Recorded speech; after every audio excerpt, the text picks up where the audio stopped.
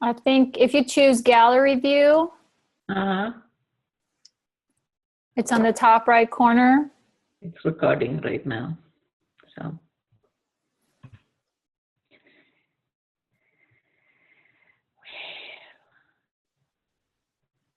Okay, we do have gallery view right now. Okay, so then we should be side by side.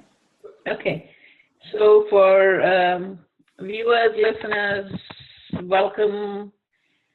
I'm Sri Mehlath. We're starting the series called Trust After Trauma.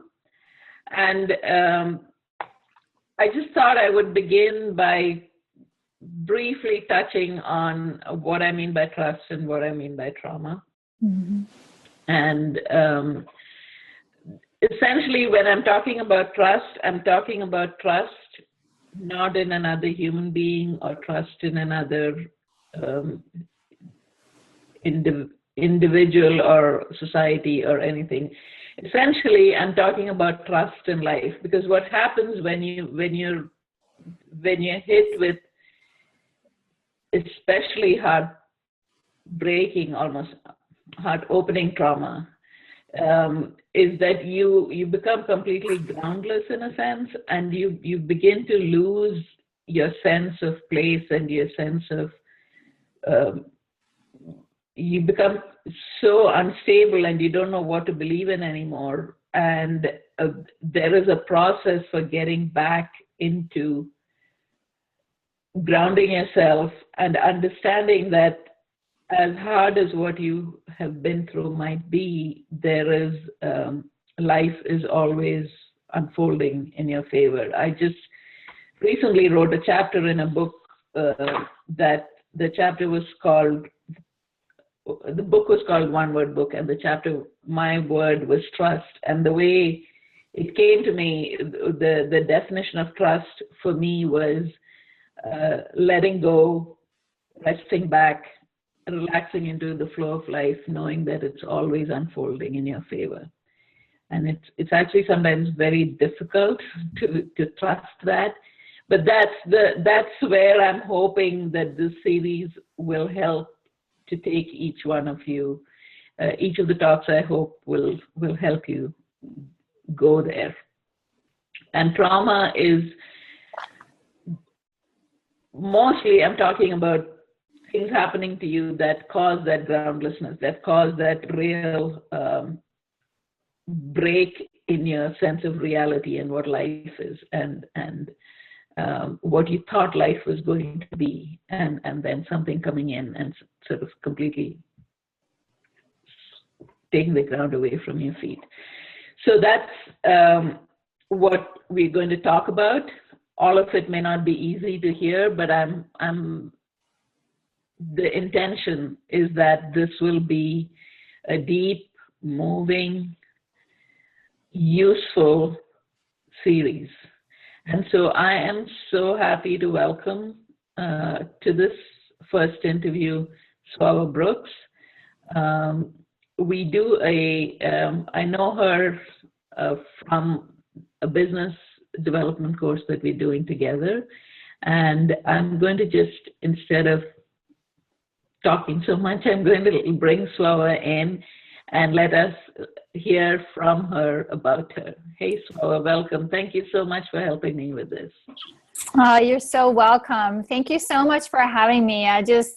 You really moved my heart, just what you shared about your intention and why we're here. And I immediately knew when you reached out to me that, you were doing this for all the right reasons. And I truly feel blessed to be a part of this. So thank you.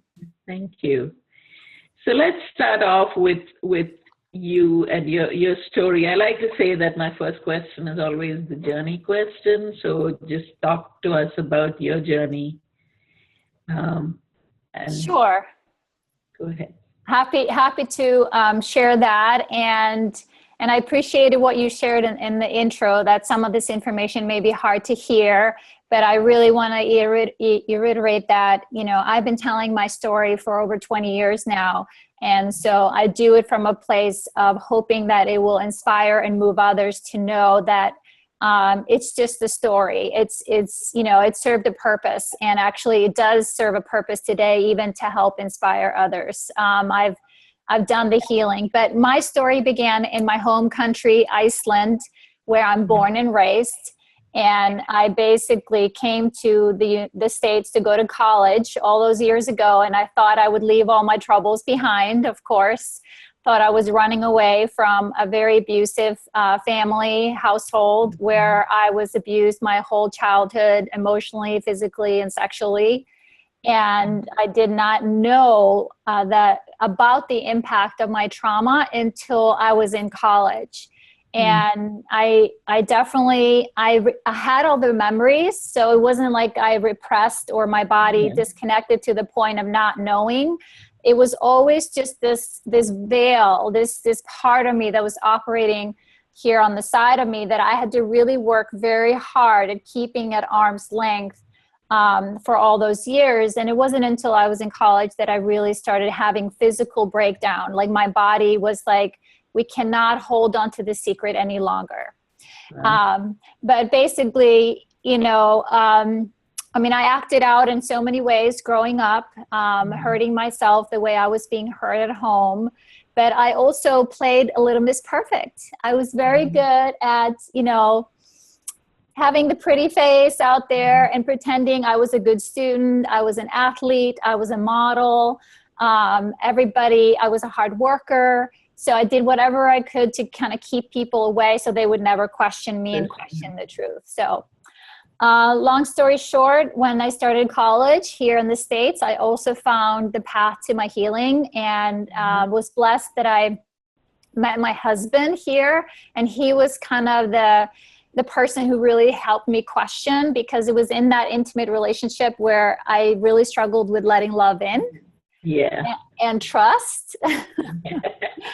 And so it was in partnership with him that I started both. I found a support group with other women of childhood sexual abuse. I was in that group for about 5 years straight.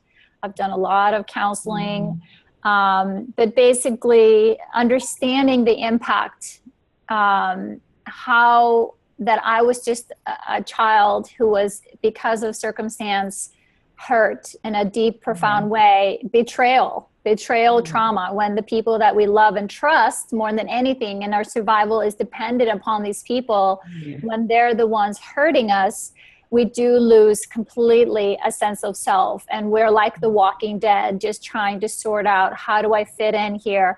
How can I make these people happy so they don't attack me or hurt me further? So, but the good news, I'm here. I'm thriving today, happily married for over 23 years, 3 beautiful children. And I'm a walking proof that, you know, if you dive in there, the journey to the heart, I found my heart, I found my calling. And I'm really just, it's a privilege to get to help others through this journey as I have found my way. Awesome. So when you did that, so when you started looking at, you had physical breakdowns and you had intimacy issues, I'm assuming, when you met your then boyfriend. Yes. Husband. Yes. What did you go through did you have to go through anger and all of that before you were able to come to a sense of peace? Yes. So you don't have to go into great depth, but if you can sort of share what the process was of going. So you were here where you were not even looking at it, and then you were forced to face it. And how did you change?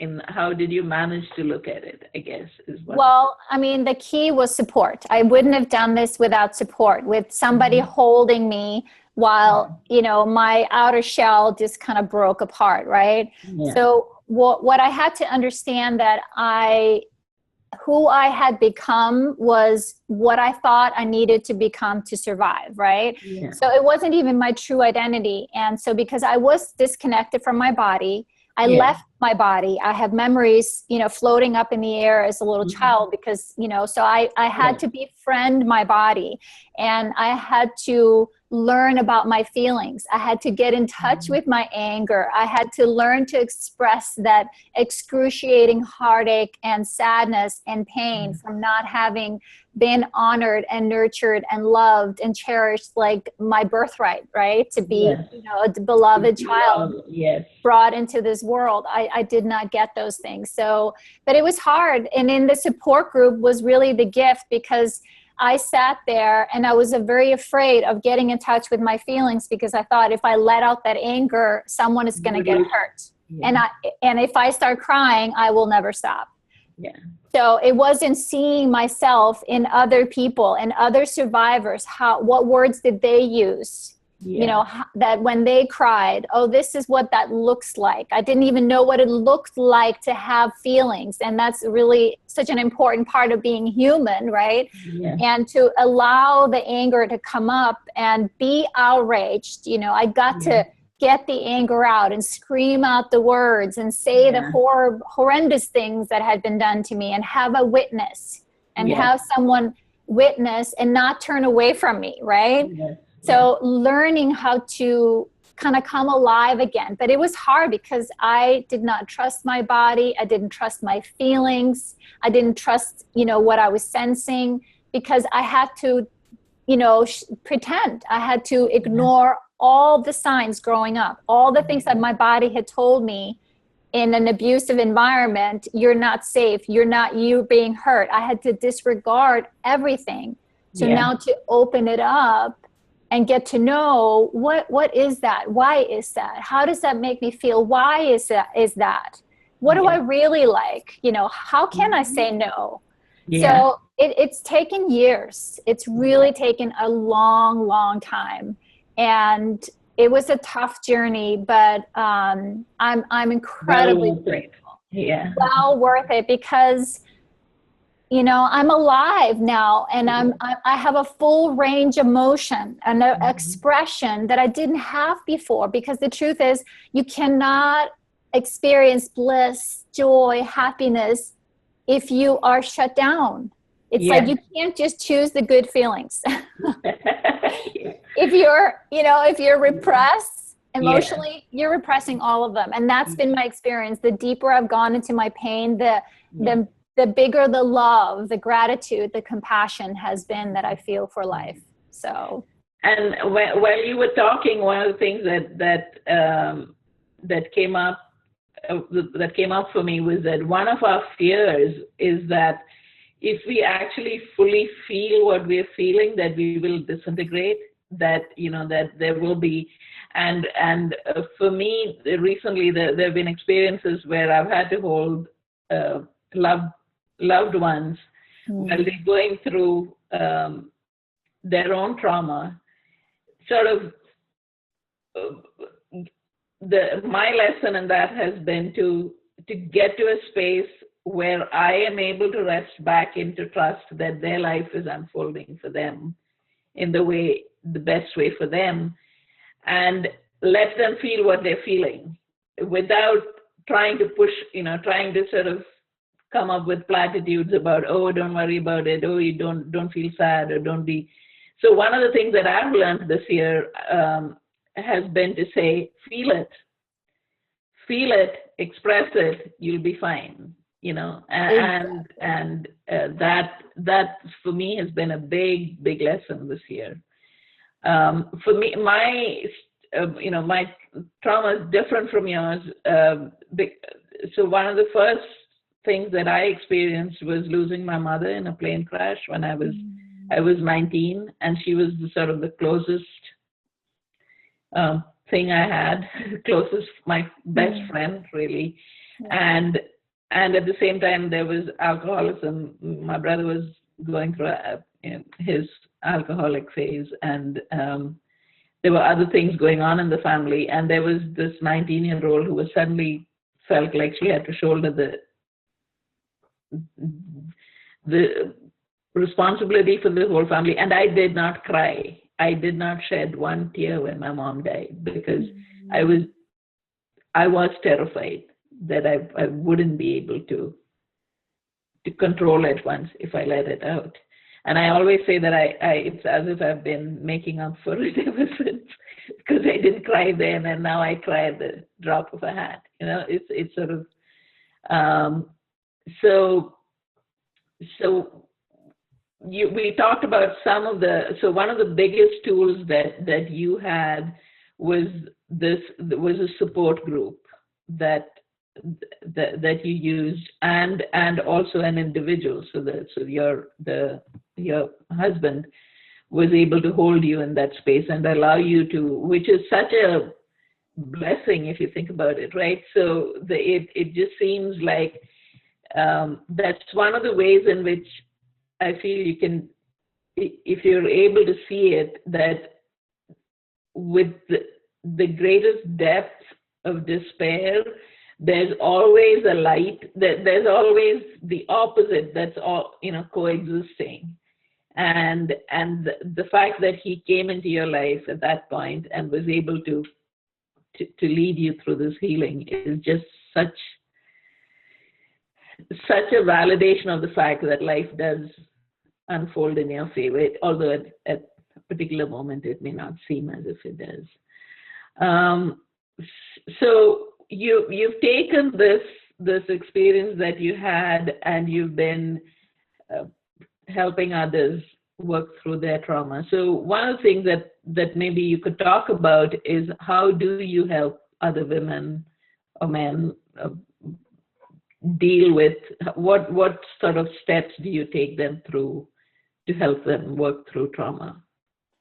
Thank you. It's a very good question. And I appreciate you acknowledging my husband and his presence in my life, because it was definitely, having someone to hang on to where, when you don't know that you have anybody. So thank you. And I still tell him thank you till this day for that.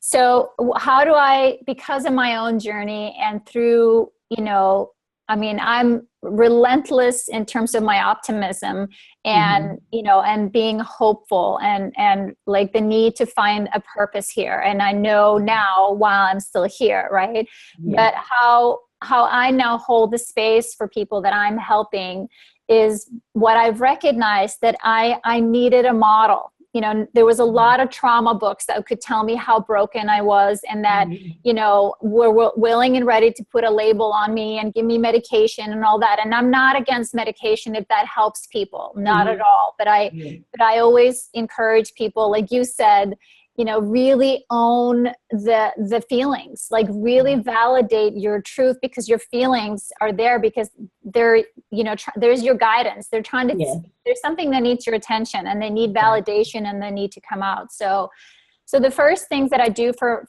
the people that I help is that I accept their stories. There's nothing you can tell me that will make me turn away from you. And I tell my clients, and I tell my children, there's nothing you can say or do that will make me stop loving you.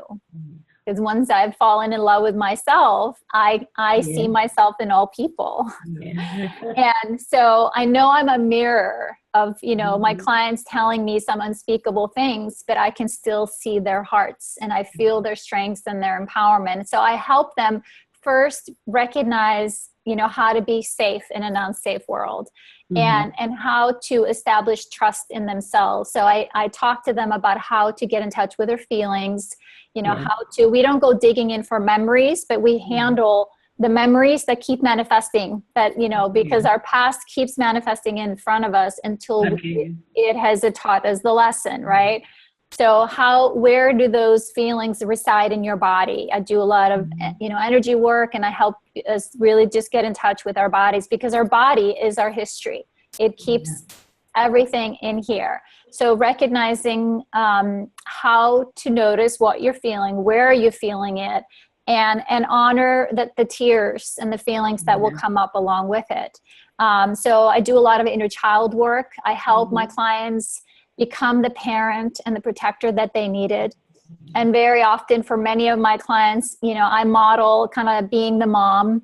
I know I'm very nurturing. So for me, I did not know what it looked like to nurture Svava. What does it look like to love Svava? So I really had to, so self-compassion piece, the kindness, There's a lot of self-care. So I have a range of tools depending on where people are at on their healing. But really a lot of it is about self-empowerment. You know, I want to help empower you to see you already have everything that you need to heal. You may just need the environment, you know, to help change those beliefs that you're still walking around with. I thought I was a horrible human being, right? But that wasn't the truth. It was just a truth that I took on to play out, that I needed to keep fighting.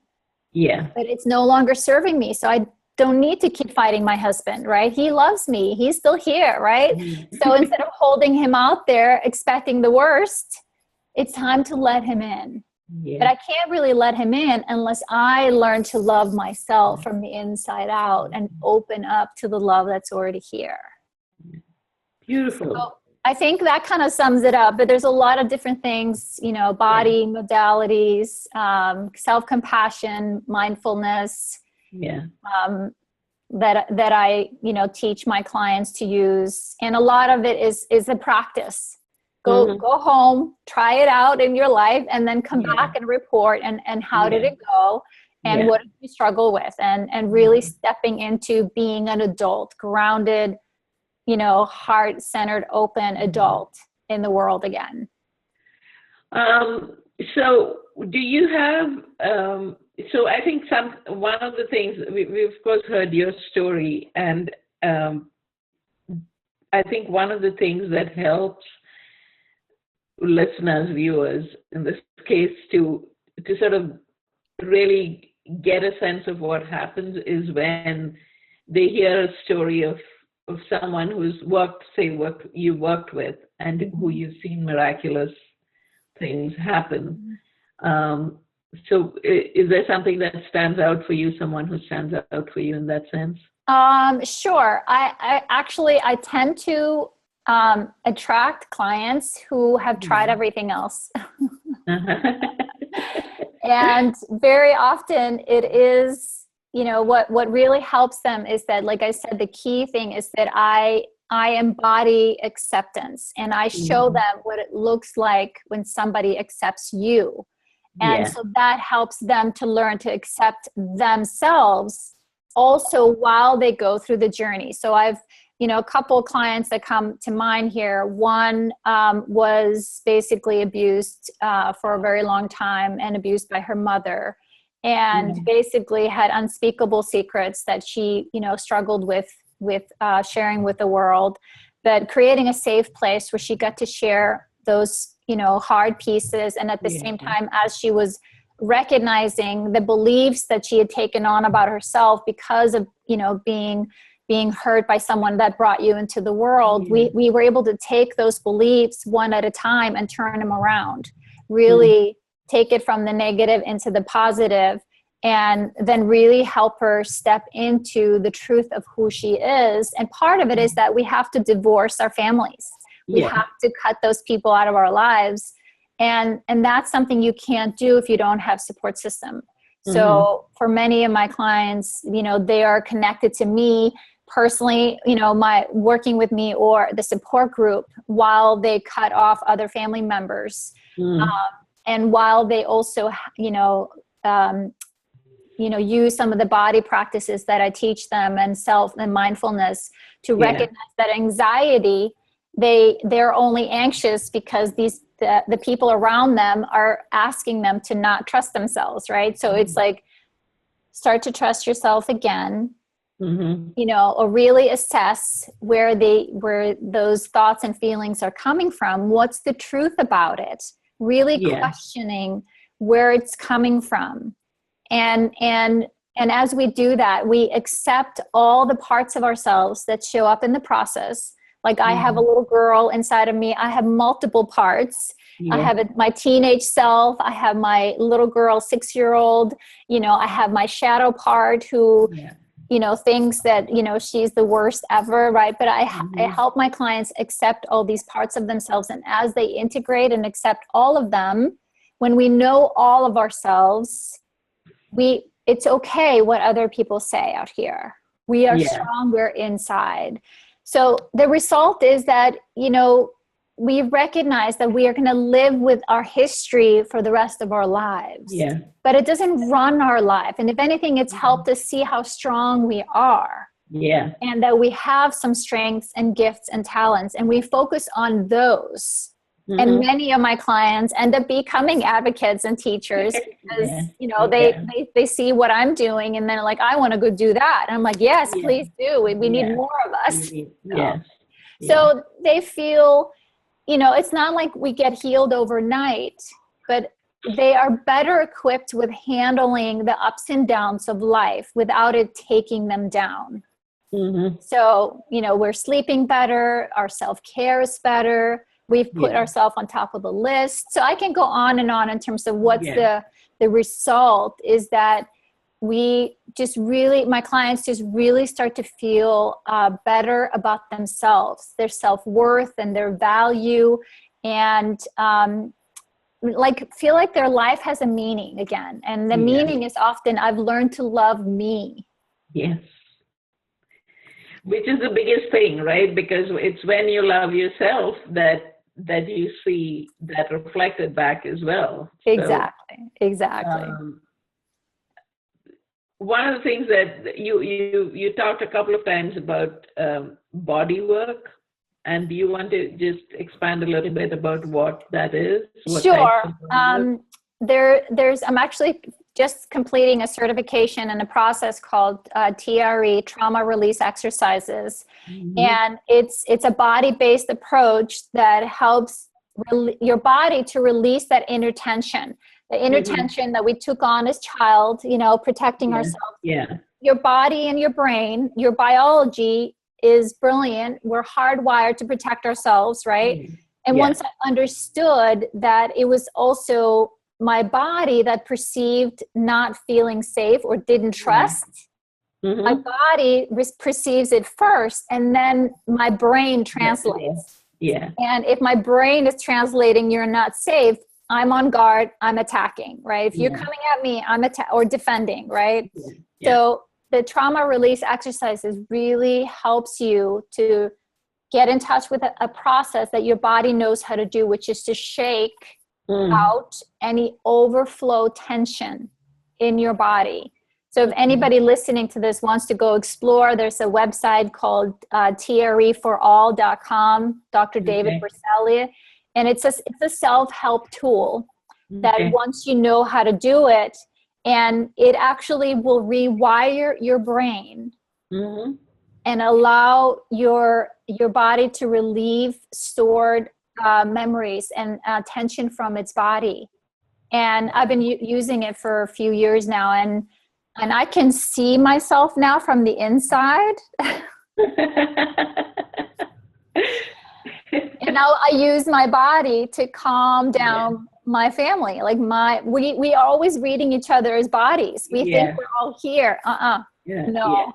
It's your body. So I use my body now as a tool, and also with working with my clients. When I'm a calm, heart-centered, grounded body, another body will look and see, oh, so that's what that looks like. And I think so I have two grown-up children, a daughter who's 29 and a son who's 36. And what I'm realizing is that you don't even have to be in close proximity. I can be here and worrying and she'll sense it, or I can be here calm holding her and she'll act accordingly. It's sort of the bonds are so close, or that we are so connected as human beings that we can influence a lot around us by getting into that space of peace. Exactly. And that's the beautiful thing, I think, also for us as parents, because I beat myself up for a long time because I had my children early in my journey, and I saw some of the trauma symptoms in especially my oldest. But I know that I'm still healing, and the more I heal, some of this stuff that we've took on is generational. We aren't just healing for us this lifetime. This is generational and past lifetimes as well. So there's good news that I am still, stopping the cycle It's as a much as I lifelong can. journey. Yeah. Exactly. So the body-based approach, anything that you can do to learn to calm your body, and any somatic method that you can practice, because we're multidimensional beings. I mean, for me, the healing journey has really become a spiritual journey. And it's been quite amazing, actually. Yeah. So what do you want to talk a little bit about the types of coaching that you do, and whether you have group programs, individual programs, and I think you also have a gift or something that people can buy. I think it's a gift. Yes. Yeah. Okay. Thank you. Sure. So basically, I do work as an abuse survivor coach. And so I work one-on-one with people over the camera often, or over the phone. I have clients all over the world. It's great. You got to love the internet. And then I do have groups. I love doing groups, especially because how much it provided for myself. So I do 10-month-long groups. So, you commit to the group because it's in that community where we practice trusting. We practice those new skills that we're learning. So those are all done online as well. People can join either via camera or over the phone. And we meet twice a month. And then there's a closed Facebook group where people basically share and connect and exchange information and connection. And people have unlimited email access to me. So if anything comes up in between those meetings, I really want to encourage people to write. Because writing it out is really, it helps. And then I'm your witness. So I will read what you're sharing and then give you feedback and support. So I love those groups, and that's where people are really seeing, transformation. So those are my main two programs. So in my one-on-one coaching, I also coach relationships, because sometimes being in a partnership as a survivor is hard. Being that I have a pretty successful marriage, it's a strength that I can hold for both people. And also I love to help parents. I'm a certified parent educator, because one of the things that helped me the most on my healing journey was to reparent myself. So I learned about the stages of development and what was it that I needed for each stage. And as I became my own parent, I was able to help myself through that stage where I was perhaps stuck developmentally.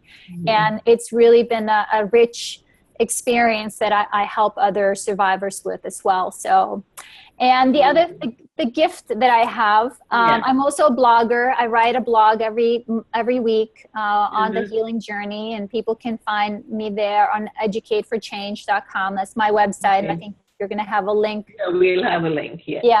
And the gift that I have to our audience is that I actually just published a book called The Journey to the Heart. That's available on Amazon. And basically, it was the guide that I could have used when I was, going from surviving to thriving. There was a lot of things that told me how broken I was, but I was looking for, well, what does it look like to really thrive? You know what I mean? What do you do? What are your daily actions? What are your mind, body, spirit, activities, thoughts, beliefs? So I created that guide. I created a 365-day guide for anybody that wants to really, go onto that journey of living intentionally. So, and as a gift, I'm giving you 2 weeks, a 2-week guide, 14 days, those small truths that I give you for each day for 2 weeks for you to transform and move from the survivor to the thriver. And when you click on my gift, you will get a PDF from me to access that. Awesome. Thank you so much. So I'm sure the viewers will really appreciate that. Thank you. You're very welcome. We're almost sort of towards the end of the interview, and I really wanted to give you some time in case I've not covered things or I talked over things that you really wanted to hit on this topic. And I think if possible, one of the I know you've talked about it, but just so that we can wrap up and say we talked about the trauma and we talked about the trust and where you are in your life now in terms of really knowing how life is unfolding in your favor. So take it away. Thank you. Thank you. Well, if there's anything that I can say is that to really, I mean, I can honestly sit here today and share that if I had an opportunity to do it over again, it's like I wouldn't change anything. Was it hard? Yes. But what I have gained and learned and the gifts and the relationships that I have today has all contributed to who I am. And guess what I get to do? I mean, having this beautiful conversation with you, Sri, and be a part of this amazing community that each person is here sharing deeply from their heart, you know, what moves us. And, you know, as you know, when we come here, we know why we're here. Yeah. You know, we know why this is worth the fight. Like I said, it was in going to my darkest corners of my soul where I also found my strength, my gifts, my courage, and my love and compassion, not just for me, but for all of you. Yeah.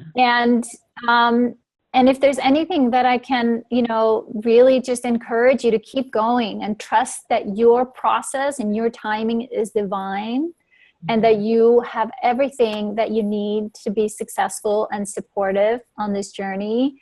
It's, you know, just that first step to maybe reach out for support, which sometimes can feel hard because we tend to isolate when we're hurting. That you are already, just the fact that you're here listening is already going to open up some doors. So thank you for being here. And my healing journey, what's unfolding in my life is that it's really become a spiritual journey in terms of really wanting to help and support more people and change how people perceive victims. I've been a child sexual abuse prevention educator for 10 years. I've done a lot of public speaking, and I know the secrecy and stigma around this issue. But we need each other to change how the world sees victims and trauma, because we live in a traumatized world, actually. But I believe that the time has come where the tide is turning and that more of us are going to step up and stand forward in our truth and in our hearts. Absolutely beautiful. Great way to end that. Yes. Thank you so much. And for the viewers, I really hope you go and visit Svava's website and take advantage of her 2-week free tips on how to live intentionally. And it's been such a deep conversation, and I'm so glad that I invited you. Thank you so much for starting us off with this. God bless. Thank you so much. Likewise. Appreciate it.